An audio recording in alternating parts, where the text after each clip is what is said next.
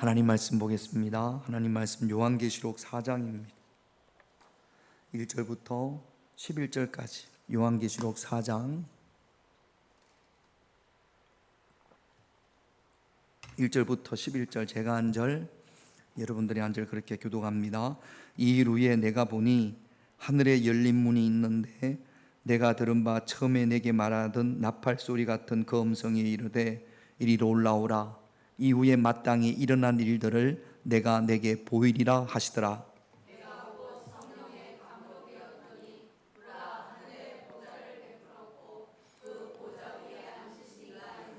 앉으신 이의 모양이 벽옥과 홍보석 같고 또 무지개가 있어 보좌에 둘렸는데 그 모양이 녹보석 같더라.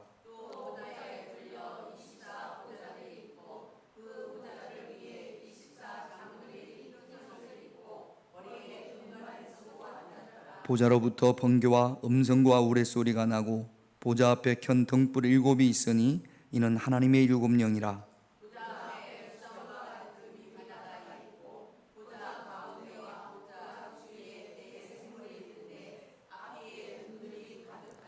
그 첫째 생물은 사자 같고 그 둘째 생물은 송아지 같고 그 셋째 생물은 얼굴이 사람 같고 그 넷째 생물은 날아가는 독수리 같은데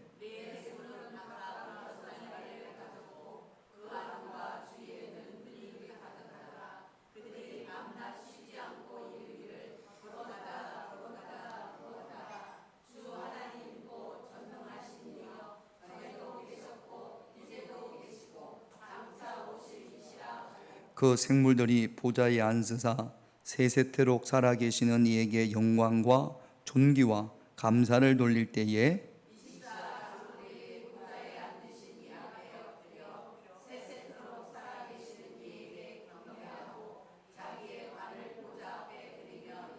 같이 있습니다. 우리 주 하나님이여, 영광과 존귀와 권능을 받으시는 것이 합당하오니 주께서 만물을 지으신지라. 만물이 주의 뜻대로 있었고 또 지으심을 받았나이다 하더라. 아멘. 옛날 유럽의 어느 마을에 이발사가 뭔지 알죠? 이발사가 살았습니다. 근데 그 이발사들이 그 임금님의 머리를 깎아주려고 궁궐로 들어가면 오지를 않아요, 이발사들이. 그런데 어느 날 궁궐에서 임금님의 신하가 이 이발사를 데리러 왔습니다. 궁궐로 가서 임금님 머리를 자르는 게 아니고 머리카락을 자르겠죠, 이발을 하라고. 그래서 이제 이발사가 궁궐로 들어가서 드디어 임금님의 머리카락을 이발을 하는데 보니까 임금님의 귀가 당나귀 귀야. 이야기 아시죠? 당나귀 귀입니다. 이렇게. 그래서 다 죽었어요. 임금님 귀가 당나귀 귀라고 소문낼까봐. 먼저 이발사는 한 번만 살려달라고 절대로 아무한테도 말하지 않겠다고 그래가지고 임금님이 살려줬어요. 집에 왔습니다. 마음이 답답해서 임금님 길은 당나귀 긴데 말하면 돼요, 안 돼요?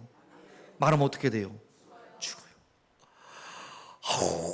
막 입맛도 없고 밥을 먹어봐도 밥도 맛이 없고 임금님 길은 당나귀 긴데 너무 답답해가지고 아무도 없는 캄캄한 밤에 갈대숲에 가가지고 임금님 길은 당나귀기 그랬어요. 그러니까 갈대숲에서 임금님 길은 당나귀 기기기기기 이렇게. 그러니까 마음이 막 여기가 막 무거운 채정이 쫙 내려가는 것 같아요. 여러분들은 뭘 제일 하고 싶으십니까? 내 마음대로 뭐 말할 수 있거나 뭘 할 수 있다면, 자유가 주어진다면 여러분들은 뭘 제일 하고 싶으세요? 한경희 권사님 놀러 가는 거? 사도 요한은 제가 왜 이야기를 하냐면, 사도 요한은 하나님 앞에 예배드리는 거. 다 잡혀갔어요. 예배드리다가. 사도 요한은 예수님을 믿다가 언제 어떻게 체포되어졌는지는 모르겠습니다. 붙잡혀가지고 반모라는 섬으로 유배되어져 왔습니다. 저는 반모섬을 가본 적이 없는데 요즘은 뭐 유튜브가 잘 돼 있으니까 반모섬은 돌산이랍니다. 로마에서 그 어떤 건물을 지을 때 이 반모섬에서 돌을 캐서 채석장인 거죠. 돌을 캐서 배에 옮겨서 그 로마, 이탈리아에 있는 로마가 아니고 로마 제국에 있는 그 주변에 있는 건물들을 세웠다고 해요. 그러니까 여기는 반모섬에는 누구를 보내냐면 죄수들, 정치범들. 정치범들은 반역자들이잖아요. 가장 악한 그런 죄수들을 반모섬에 보내서 거기서 북한처럼 노동 교화형에 처하는 겁니다. 낮에는 돌캐겠죠. 식수가 없어서, 지금도 식수가 없답니다. 먹을 물이 충분하지 않아서 얼마나 힘들겠어요. 먹을 물도 없지, 노동은 고되지, 뭐 밥은 뭐 치꾸리만큼 주지. 그럼에도 불구하고 요한은 하나님 앞에 예배드리고 싶었습니다. 그래서 요한계시록 1장을 보면 어느 주일날 시간이 정해져 언제쯤인지는 모르겠어요. 주일날 지금 그 반모섬에는 산 중턱에 요한이 기도하다가 하나님으로부터 계시록을 받았다라고 추정되어지는 동굴이 있습니다. 그 동굴에 이제는 이렇게 건물을 이렇게 세워서 그래서 순례객들이, 성지 순례객들이 가면 거기를 보는 모양이에요. 그러니까 옛날에 동굴 그대로 두지 않고 거기에다가 뭐 이렇게 좀 많이 만들어 놨습니다. 그리스 정교니까 반모섬이 그리스 땅이에요. 주일날 거기서 누가 뭐 예배드리는 사람이 있었겠습니까? 거기서 하나님 앞에 기도를 하는데 많이 지쳤을 거예요. 사도 요한도. 그런데 이 사도 요한의 처한 환경이 그 당시 교회의 환경이었어요. 너무너무 박해가 심해요. 그래서 그 박해로 인하여서 교회를 떠나는 사람도 있었고, 그 박해로 인하여서 초대교회, 그 당시 그 로마 전역에 흩어져 있던 교회들 가운데 가장 굶주렸던 것이 무엇이냐면 아마도 하나님 앞에 예배드리는 거였을 겁니다. 우리가 아까 기도할 때 기도를 멈추지 않으리 찬양했잖아요. 큰 소리로. 근데 그때는 큰 소리로 찬양하면 어떻게 됩니까? 누가 신고하면 붙잡아 가잖아요. 마음껏 하나님을 한번 찬양해 보시고 다 모여서 하나님 앞에 예배드리고 싶고 그럴 텐데 그럴 수가 없어요. 요한도 반모섬에서 누가 같이 예배드리는 사람이 있었으려나 모르겠어요. 아니면 혼자 동굴로 찾아가서 거기서도 아마 큰 소리로 하지 못하고 숨죽여 하나님을 찬양하고 하나님께 기도하고 하나님의 말씀을 묵상하는 그때 음성이 들립니다. 하나님께서 천사를 보내셔서 요한에게 앞으로 있을 일에 대해서 알려주시는 거예요. 여러분, 요한계시록의 주제가 뭐냐 하면 마라나타, 주 예수여 어서 오시옵소서. 이게 요한계시록의 주제입니다. 요즘 우리는 뭘 간절히 바래요? 요즘 우리가 간절히 바라는 것은 가을이여 어서 오거라. 이거 우리 모두의 공통적인 바람 아닙니까? 그래도 가을이 오겠지. 가을이 오겠죠? 아나 가을이 알아. 이렇게 더운데 가을이 어디 있어? 이렇게 생각할 수도 있겠습니다. 아, 나는 더워서 더 이상 못 살겠어. 우리나라에서 못 살겠어. 그리고 우리나라를 떠나는 그런 사람은 없을 거란 우리 모두의 열망은 가을이요 어서 오라. 그거 아니겠습니까? 그래. 아무리 더위가 강해도 2달 내가 참자. 2달이면 가을이 오겠죠? 그러니까 요한계시록에서 뭐 생물이 어떻고 뭐 인이 어떻고 뭐가 어떻고 뭐 이게 있습니다. 이게 시대마다 또는 성경을 연구하는 학자들마다 조금씩 달라요. 책들마다 조금씩 다르고 정답은 누구만 알아요? 하나님만 아세요. 요걸 요한계시록 요걸 가지고 또 희한하게 꼬아가지고 사람들을 협박하고 이렇게 모으는 요 인간들이 이단들이에요. 거기에 또 홀딱 넘어가가지고 요한계시록이 엄청난 것처럼 뭐 생물이 뭐고 뭐 666이 뭐고 이게 조금씩 다 다릅니다. 중요한 것은 물론 그렇게 보는 것도 뭐 중요하고 하겠지만 가장 중요한 것은 예수님이 오신다라는 거예요. 그러니까 지금 얼마나 환난이 심하고 고난이 있고 교회를 떠나는 사람도 있잖아요. 그럼에도 불구하고 우리가 믿음 안에 살아야 될 것은, 믿음을 지키며 살아야 될 것은 누가 오시니까? 가을이 오니까 누가 오시니까?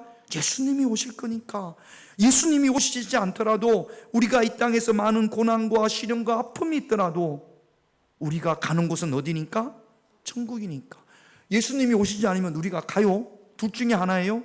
우리가 가든지 주님이 오시든지, 뭐 그게 그거 아니겠습니까? 그러니까 여러분, 요한계시록을 보면서 무슨 대단한 비밀을 발견하고, 물론 그럴 수도 있죠. 그래가지고 남들이 발견하지 못한 엄청난 비밀을 발견한 것 같은데 그들의 삶을 보면 정말로 예수님을 기다리며 소망을 가지며 희망과 감사와 평안으로 넘쳐나는 삶을 살아가느냐?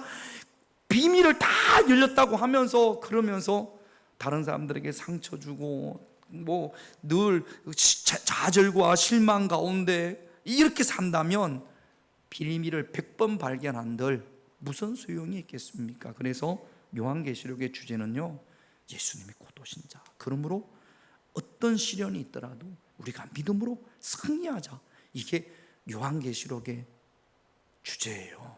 그러니까 여러분, 요한계시록을 읽으면서 이게 무슨 뜻인지 모르겠어, 그러지 말고 읽으면서 요런 일이 있고 요런 일이 있으면 그러면 예수님께서 곧 오시겠구나. 제가 그런 책을 읽어본 적이 있습니다.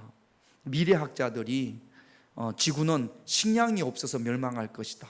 또 인구가 많아져가지고 식량은 한계가 있는데 뭐 그런 경제학자가 있었어요. 인구가 많아져가지고 그래서 먹을 것이 없어서 지구는 종말이 올 것이다. 또는 자원이 없어서, 이렇게 석유를 많이 쓰니까 자원이 고갈돼서 지구는 망할 것이다. 그런 미래학자들이 있었는데, 신학자들 중에 미래학자들은 뭐라고, 신앙을 가진 미래학자들은 뭐라고 그러냐면, 말도 안 되는 소리 하지 마십시오. 그 사람들이 신학을 간 성경학자들은 뭐라고 이야기하냐면, 인구가 많아지잖아요. 인구가 많아지면 먹을 것이 없잖아요. 그러면 인간은 머리가 좋아가지고 그 책에 보니까 그렇게 되어 있어요. 개발을 한답니다. 쌀 알이 한 알이 이만하게 개발을 해가지고요, 쌀 한 알이 수박만 해지게 만든다네요. 그래가지고 절대로 식량이 없어서 인류가 종말하는 일은 절대 없다. 인간은 만들어낸다. 지화자원이 없어서 만들어낸다라는 거예요. 지화자원이 없으면 또 다른 자원을 만들어낸답니다. 우리 요한호 장로님도요, 이렇게 더울 집에 덮어도 에어컨을 하루 종일 틀어도 한 달에 시청료밖에 안 나온다는데, TV 시청료? 네, 태양광이 있어서. 그래가지고요, 아무리 틀어도 태양광에서 전기를 만드니까. 그러니까 한전에서 전기를 받아 쓰는 게 아니라, 여름에 또 우리 장로님은 또 아끼느라고 이거 태양광에서 다 되는데도 안 씁니다. 더워도 에어컨을 아껴서 어떻게 전기를 만들어서 어떻게 해요? 한전에다가 보내. 그래서 겨울에 전기를 많이 써도 돈을 더 내려고 이렇게 대체 자원을 만든다라는 거죠.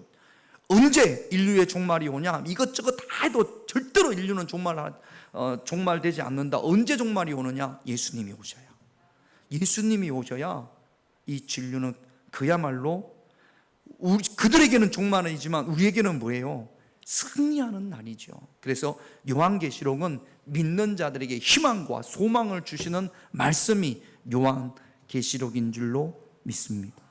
1장부터 3장까지는요, 초대 소아시아에 있는 7교회를 칭찬하시고 책망하시고 그런 내용이 적혀있고, 요즘 새벽 기도 본문이 요한계시록이에요. 4장에 들어서 보면, 자 1절을 한번 읽어볼게요. 이제 같이 읽습니다. 이 일 후에 내가 보니 하늘에 열린 문이 있는데, 내가 들은 바 처음에 내게 말하던 나팔 소리 같은 그 음성이 이르되, 이리로 올라오라. 이후에 마땅히 일어날 일들을 내가 내게 보이리라 하시다. 환상이에요, 환상. 진짜로 요한이 하늘나라로 올라간 게 아니고 환상 가운데서 하늘의 문이 열리더니 나팔 소리 같은 음성, 하나님의 음성이에요. 하나님의 음성을 나팔 소리 같이. 나팔이 뭔가? 트럼펫인가?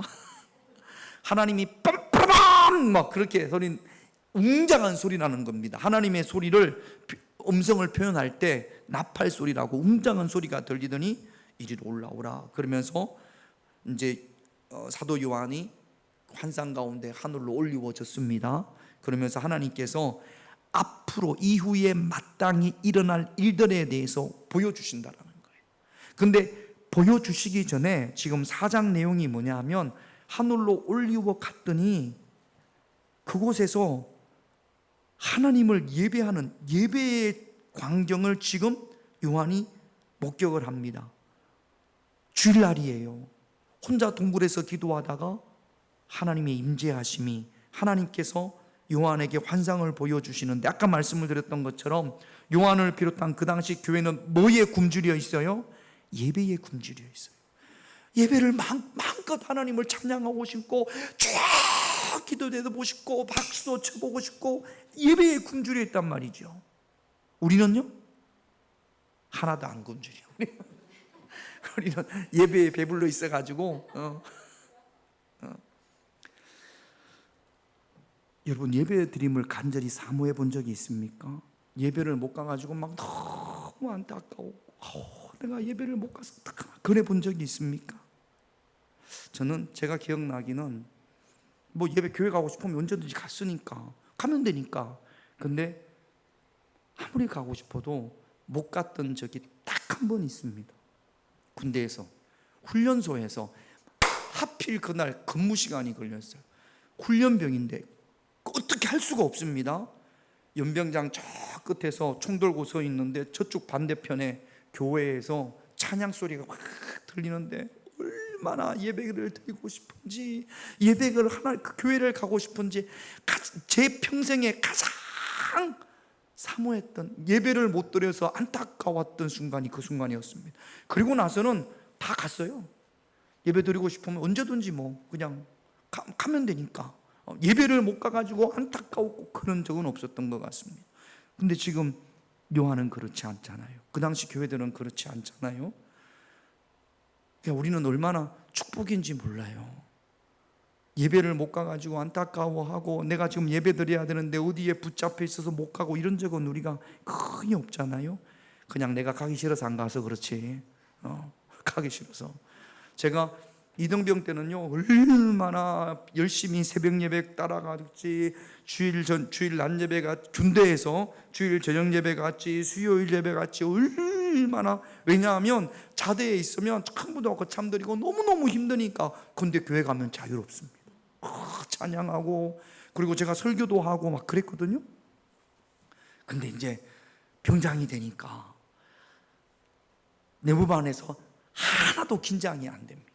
얼마나 편한지 몰라요. 제가 2월 달에 제대에 있는데 11월 달쯤, 11월 중순쯤 전방에 있었거든요. 11월 중순쯤 됐는데 진눈깨비가 막 내리고 어실어실 춥고 그래가지고, 병장이니까 배치가라고 있어요. 난로 옆에 제일 그 병장이고 이제 우리 분대에서 제일 높으니까 그 배치가에 옆에 앉아가지고 따뜻한 배치가에 앉아서 깔깔이라고 있어요. 깔깔이 이렇게 TV를 보는데 상병 한 놈이 오더니 팍 경례를 해서, 왜? 그랬더니 교회 가는 날입니다 그러더라고요. 내가 수요일인 줄 몰랐네. 그런데 그 순간 교회가 밤에 이렇게 비가, 군인들은요 우산을 또 안 써요. 반초이라고 이렇게 뒤집어 쓰고 갑니다. 그래서 다 버리네. 진눈깨비가 오는데 1시간 정도를 걸어가야 되는데, 줄을 세워서 그 캄캄한 밤에 저녁 예배를 가야 되는데 가기가 싫으네. 아니, 제가 신학생이라는 걸 다 알거든요. 가기 싫다고 안 가면 안 돼. 지금까지 쌓아온 캐릭터가 있으니까. 얼마나 교회를 열심히 다녔는데요. 근데 제가 그 순간에 오늘 안 갔으면 좋겠다, 그런 마음이. 근데 제가 저한테 깜짝 놀랐어요. 어떻게 내 마음에 내가 이런 마음이 들까? 교회를 안 가고 배지가 따뜻한 배지가 옆에서 이렇게 앉아서 TV 보고 싶은, 어떻게 그런 마음이 나한테 들까? 내 자신이 깜짝 놀랐습니다. 딱 한 번 그런 적이 저에게 있었습니다. 여러분은 예배에 대한 간절한 사모함이 있으십니까? 있어야 될 줄로 믿습니다. 그러니까 사도 바울이 하늘로 올려졌는데, 그런데 거기서 예배의 광경을 봅니다. 자, 2절을 볼게요. 같이 읽습니다. 내가 곧 성령에 감동되었더니 보라, 하늘의 보좌를 베풀었고 그 보좌 위에 앉으신 이가 있는데. 여러분, 요한계시록 4장 1절부터 11절에서 가장 많이 나오는 등장하는 단어가 보좌입니다. 보좌는 가장 높은 사람이 앉는 자리가 보좌예요. 가장 높은 사람이, 통치자가 앉는 곳이 보좌입니다.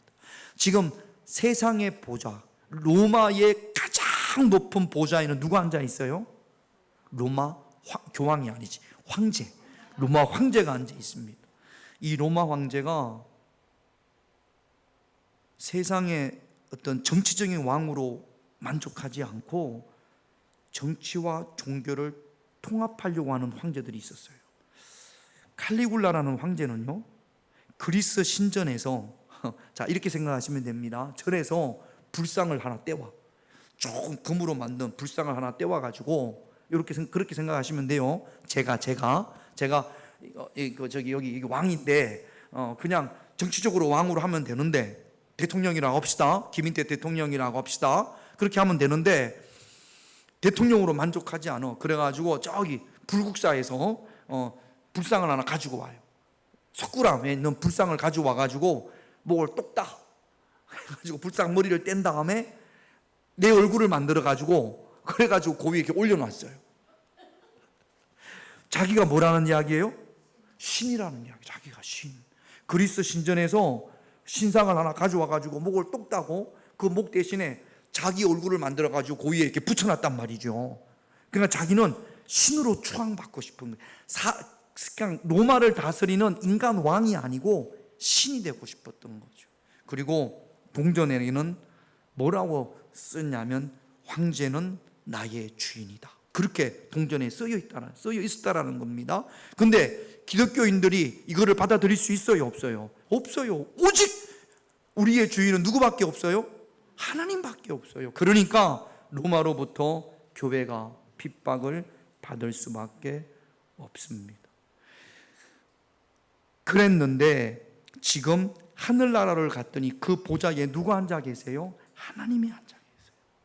비록 세상의 보좌에는 황제가 앉아 있을지 모르지만 그 세상과 우주 만물을 다스리는, 영적인 모든 세계를 다스리는 그 보좌에는 하나님이 앉아 계시단 말이죠. 여러분, 보좌에 앉으신 이는 하나님입니다라를 고백하는 것이 우리 그리스도인들이고 성도들의 태도입니다. 우리 마음의 보좌에, 내 마음의 보좌에, 내가 한 나라라고 생각했을 때 내 마음의 보좌에 하나님이 아닌 다른 것이 앉아 있어서는 절대로 안 되는 거죠. 내 마음의 보좌에 내가 앉아 있어도 안 되고, 자녀가 앉아 있어도 안 되고, 돈이 앉아 있어도 안 되고, 권력이나 쾌락이 앉아 있어도 안 되는 겁니다. 우리 마음의 보좌에는 누가 앉아 계셔야 돼요? 하나님이 앉아 계셔야 돼요. 교회의 보좌에는 누가 앉아 계셔야 돼요? 목사님이 앉아 계시는 것이 아니라 교회의 보좌에는 하나님이 앉아 계셔야 될 줄로 믿습니다. 철저히 저와 여러분들의 삶의 기준이 하나님이기를, 하나님의 말씀이 기준이 되시기를 주님의 이름으로 축원드립니다. 오늘 이 밤에 혹시 내 인생의, 내 삶의 보좌에 하나님이 아닌 다른 것이 앉아 있다면, 교회 다니는 사람들은요 절대로 다른 것이 앉아 있다고 이렇게 고백하시는 분들을 잘 못 봤어요. 그런데 이렇게 보면 저분의 삶의 보좌는 하나님이 아니고, 하나님이 안 계신 건 아닌데 삶의 보좌에는 다른 것이 앉아 있고, 하나님은 저기 구석방에, 골방에 거기다 처박아 둔 분들이 신앙생활 하시는 분들 가운데 있단 말이죠. 혹시 여러분들이 그런 분들은 아닌지, 삶의 보좌에 하나님이 계시기를 주님의 이름으로 축원드립니다. 할렐루야. 삶의 보좌에 드라마가 앉아 있으면 안 돼요. 여왕의 집? 장로님 맞아요? 여왕의 집. 삶의 보좌에 하나님의 말, 하나님이 앉아 계셔야 되는데 삶의 보좌에 여왕의 집이 앉아 있으면, 예배 드리는 것보다 기도하는 것보다 여왕의 집 드라마 보는 게 더 재미있으면 돼요, 안 돼요? 안 돼요. 우스갯소리로 한 이야기입니다만 어떤 분들은 자식이 앉아 있기도 하고, 남자분들은 차가 이렇게 그 삶의 보좌에 앉아 있는 분들도 있고 많이 있어요. 교회 다니시는 분들 가운데 오늘 이 밤에 정말로 내 삶의 보좌의 중심에 늘 하나님이 계신지를 묻고, 그렇지 않으면 그 삶의 보좌에 하나님을 앉히시기를 기도할 수 있는 그런 저와 여러분들이 되셔야 될 줄로 믿습니다. 4절을 한번 읽어볼게요. 같이 있습니다. 우리 같이 있습니다. 시작. 또 보좌에 둘려 24 보좌들이 있고 그 보좌들 위에 24 장로들이 흰 옷을 입고 머리에 금관을 쓰고 앉았더라. 우리 영민이가 여러분 기도해 주셔서 기도하셨나? 우리 영민이가 퇴원 잘하고, 우리 화요일날 월요일날 우리 유한호 장로님이 새벽 예배 왔다가 좀 몸이 안 좋으셔가지고 일찍 집에 돌아가셨던 모양입니다. 그래가지고 저한테 이렇게 솔직히 말하는 거죠. 목사님, 오늘 제가 새벽에 가서 기도를 못했습니다. 죄송합니다. 기도도 안 하고 기도 한 척 해서는 안 될 것 같아서 그래서 장로님이 기도하셨으면 조금 더 빨리 퇴원했을 텐데, 하여튼 수술 잘 돼서, 그래서 지금은 좀 뒤에 앉아서 하잖아요. 내일부터 돈 벌러 간다는데 오늘 아침까지 침대에 누워가지고 아빠 뭐 좀 주세요. 아빠 뭐 좀 가져와요. 네가 가져가야지 임마. 수술했잖아요. 그래가지고 제가 이거 갖다 주고 저거 갖다 주고 그랬더니 내일부터 돈 벌러 간다는데, 어떻게 가냐 그랬더니 아무 신용도 안 하다. 괜찮다고. 하여튼 기도해 주셔서 감사합니다. 우리 집사람 이게 뭐가 났잖아요. 이게 뭐가 났어요. 여기 뭐가 나가지고 제 퇴원시키러 갔다가 시간이 남아서, 그래서 제가 여기 병원에 피부과에 한번 가보자 그래가지고, 또 원래 다니는 피부과가 있는데 왜 가져고 가냐, 인상이 그래요. 그러면 또 자꾸 말하면 어떻게 돼? 안 돼요. 그래가지고 또 갔으면 좋겠는데 자꾸 말하면 또 화낼까봐 말도 두고 못하고 가만히 있는데 가자고 하대. 그래가지고 갔어요. 갔더니 그 의사가 뭐라고 그러냐면, 딱 보자마자, 제가 안 들어갔으니까 우리 집사람 말이, 딱 보자마자 대상포진입니다. 확실하게 대상포진입니다. 내가 대상포진 같다고 했거든. 이거 대상포진 같다. 내가 대상포진은 어느 병원에 가야 되는지도 찾아봤거든. 내가 대상포진 같아가지고 아니라는 거지. 본인이 아니라는 거지. 그래서 병원에 갔더니 피부과에서 의사가 아니라고 하니까 저 이상 제가 말할 수 있어요, 없어요? 깨갱거리고 아무 말도 못했는데 대상포진이라는 거예요. 이게 그런 줄 알았어요?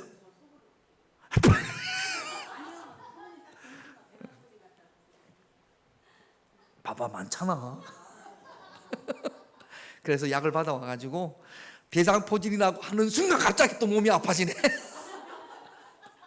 여기 막 쑤시고 조금 괜찮았었는데, 그래서 그 약을 받아와가지고 이제 하루 이틀 먹었더니 지금 좀 많이 좋아졌습니다. 제가 반의사는 돼요. 이제 탈장도 경험했습니다. 탈장은 제가 못 봤는데, 탈장은 이런 거구나 또 제가 경험을 했으니까. 아무튼 우리 집에 요즘 아픈 사람들이 많네. 그래도 또 금방금방 잘 낫습니다. 자, 아무 말 하지 말고 잘 들어요. 자, 여기 보면 보좌가 있고 보좌에 둘려서 24 장로들이 있습니다. 이스라엘이 몇 개 지파죠? 12지파. 그 다음 예수님의 제자가 몇 명? 12 더하기 12는? 오늘 출근하십니까? 그래요? 그럼 적당히 시간 되면 가세요. 구약을 대표하고 신약을 대표하는 12지파, 그 다음 12제자입니다. 이거는 12지파 대표들만 그 하나님의 보좌 위에 앉아 있는 것이 아니라, 이들은 곧 구원받은 하나님의 백성, 조금 더 적용을 하면 저와 여러분들, 하나님의 백성들, 구원받은 하나님의 자녀들입니다. 이들이 흰 옷을 입고 있어요. 그리고 머리에 금관을 쓰고 있어요. 흰 옷은 성결을 의미하고 금관은 승리를 의미합니다. 금관을 썼다라는 것은, 그러니까 승리한 성결과 승리한 하나님의 백성들이 지금 예수 하나님의 보좌의 주변에 둘러앉아 있는 거죠. 여기 누구 자리도 있어요? 그렇죠. 우리 자리도, 우리도 흰 옷을 입고 우리도 하나님의 백성들이니까 우리에는 의의 금면류관 있지 않습니까? 할렐루야. 그래서 거기에 나중에 천국에 가서 보면 우리 김명성 권사님도 저기 있고 유한호 장로님도 저기 있고, 제가 장로님한테 장로님 김용래 권사님은요? 근데 우리 장로님이 안 보이는데요? 그러면 돼요, 안 돼요? 다 우리가 금면류관 쓰고 하나님의 보좌 위에 둘러 있어야 될 줄로 믿습니다. 또 7절 8절을 같이 읽을게요. 그 첫째 생물은 사자 같고, 둘째 생물은 송아지 같고, 셋째 생물은 얼굴이 사람 같고, 그 넷째 생물은 날아가는 독수리 같은데, 네 생물은 각각 6 날개를 가졌고 그 안과 주위에는 눈들이 가득하더라. 그들이 밤낮 쉬지 않고 이르기를 거룩하다 거룩하다 거룩하다 주 하나님 곧 전능하신 이여, 전에도 계셨고 이제도 계시고 장차 오시리. 이게 뭐 사자 같고 송아지 같고 사람 같고, 그래서 사자는 동물을 상징하고 뭐 또 천사들을 하고 이렇게 해석이 다릅니다. 그래서 날개도 다르고 눈들은 지혜를 의미한다라고 이야기하는 사람도 있고, 아무튼 뭐 사자 같은 생물도 있고 눈이 많고 날개도 있고 그 날개가 뭐고 뭐 눈이 뭐를 의미한다라고 막 이야기를 한다고 합시다. 조금씩 다 달라요. 그런데 이들이 하는 일이 뭐예요? 사자 같은 생물, 그 다음에 송아지 같은 생물, 그 다음에 사람같이 생긴 생물, 또 독수리 같은 이 생물들이 눈도 많고 날개도 많아요. 날개 6에 눈이 가득해. 이들이 하는 일이 뭐예요? 거룩하다 거룩하다 거룩하다. 뭐 정확하게 이들이 천사라고 보는 사람들도 있고 뭐 누구라고 보는 사람도 있고, 그 주석책마다 조금씩 다른데 한결같이 이들이 하는 것은 뭐예요? 하나님을 높여드리는 것, 하나님을 경배하고 하나님을 찬양하는 겁니다. 그러니까 지금 하나님을 경배하고 하나님을 찬양하는 이게 뭐예요? 하늘나라에 갔더니 이 네 생물들이 가득하게 하나님을 경배하고 찬양하는, 예배드리는 순간을 지금 요한이 목격한 겁니다. 얼마나 요한의 마음이 감동과 감격이 있을까요? 예배에 목말랐던 사도 요한, 예배에 목말랐던 교회들이 이 모습을 보면, 야, 천국에 가면 마음껏 하나님을 찬양했구나. 뭐 날개가 하나님을 찬양하는 뭐 어떤 손 동작이라고 또 해석하는 분도 있습니다. 막 날개를 퍼득이면서 손을 들으면서 하나님을 찬양하는 그런 모습이지 않습니까? 이 모습을 볼 때 수많은 생물들이, 영혼들이, 사람들이, 하나님의 백성들이 하나님을 찬양하며 예배하는 이 모습을 볼 때 요한의 마음이 얼마나 감동이 되고 벅찼겠습니까? 9절 10절을 볼게요. 같이 있습니다.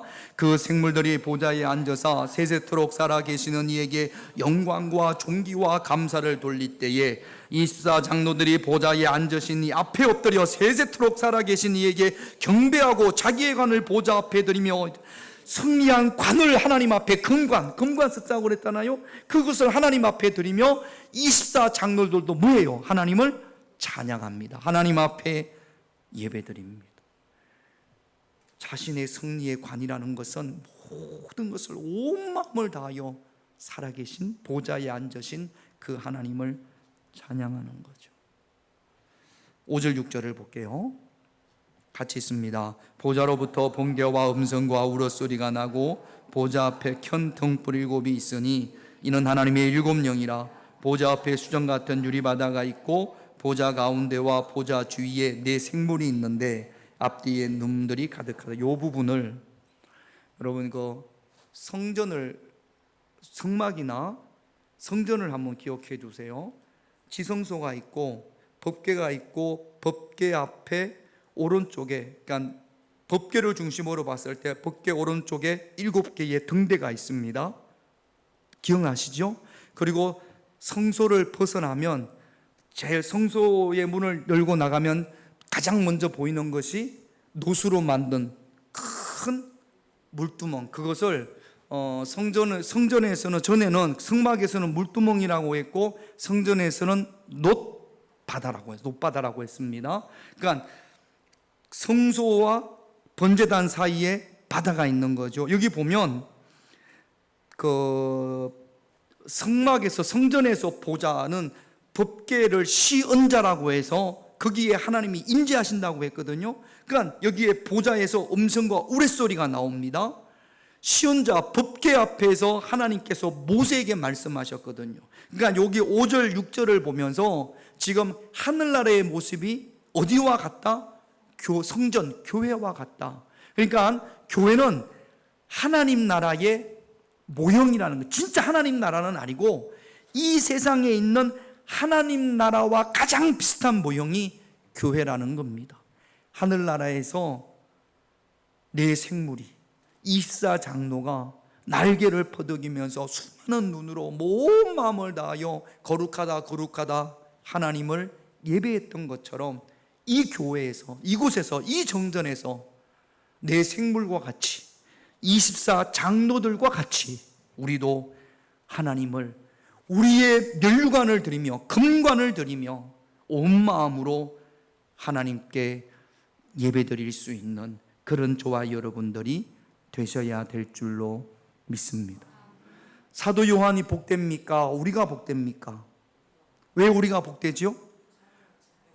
그 자유로 뭐 하는데? 그렇죠, 예배드리죠. 그 양반들은 예배도 잘 못 드렸어요. 그런데 우리는 하나님이 복 주셔가지고 얼마나 마음껏 하나님 앞에 예배할 수 있습니까? 많으니까 귀한 줄을 모르죠. 예배가 우리가 얼마든지 예배 드릴 수 있으니까 예배의 귀한 줄을 잘 모릅니다. 하나님이 가장 기뻐하시는 것, 하나님 앞에 예배하는 겁니다. 이곳에서 마음껏 하나님을 예배할 수 있는, 그래서 하나님의 축복이 넘쳐날 수 있는 그런 저와 여러분들이 되시기를 주님의 이름으로 축원드립니다. 오늘 기도 제목 2가지입니다. 1번 같이 있습니다. 내 마음 보좌에 주님이 아닌 다른 것이 앉아있지 않게 하옵소서. 여러분 기도하면서 살펴보세요. 혹시 내 마음의 보좌에 여왕의 집이 앉아있지는 않은지, 꼭 자녀들이 내 마음의 보좌에 앉아있지는 않은지, 취미생활 그게 내 마음의 보좌에 있지는 않은지, 내 마음의 보좌에 주님이 아닌 다른 것이 앉아있다면 오늘 기도하면서 내 마음의 보좌에 오직 주님만 계시기를 기도하십시다. 2번 같이 있습니다. 하늘나라 성전처럼 이곳 성전에서 뜨겁게 하나님을 예배하게 하옵소서.